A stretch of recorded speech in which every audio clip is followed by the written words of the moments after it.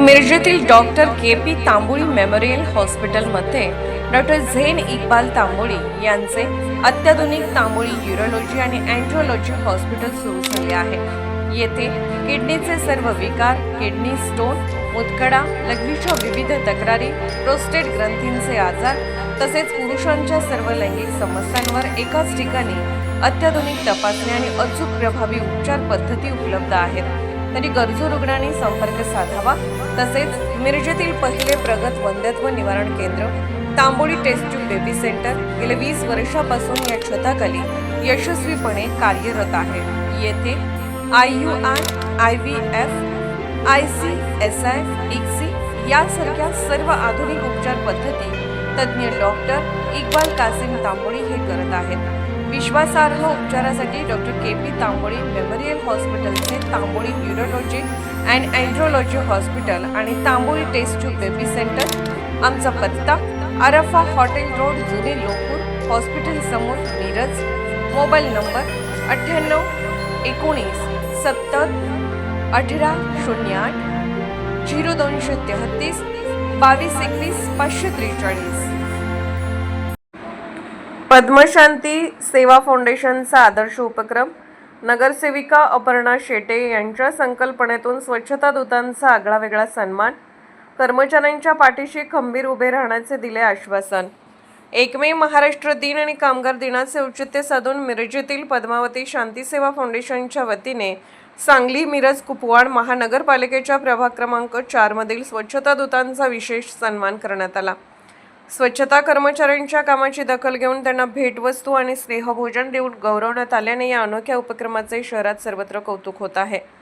नगरसेविका अपर्णा विवेक शेटे यांच्या संकल्पनेतून हा कार्यक्रम पार पडला। यावेळी महापालिकेचे स्वच्छता कर्मचारी ऊन, वारा, पावसाची तमा न बाळगता शहर स्वच्छ ठेवून नागरिकांच्या आरोग्याची काळजी घेतात, या भावनेतून त्यांचा कृतज्ञता सन्मान करण्यात आला। कार्यक्रमात उपस्थित सर्व महिला व पुरुष स्वच्छता कर्मचाऱ्यांना फेटा बांधून आणि भेटवस्तू देऊन त्यांचा गौरव करण्यात आला। त्यानंतर सर्व कर्मचाऱ्यांसोबत सामूहिक स्नेहभोजनाचा आनंद घेण्यात आला। या प्रसंगी बोलताना नगरसेविका अपर्णा शेटे म्हणाल्या की स्वच्छता कर्मचारी हे शहराचे खरे आरोग्यदूत आहेत। त्यांच्या कष्टाची जाणीव ठेवू हा उपक्रम राबवला आहे।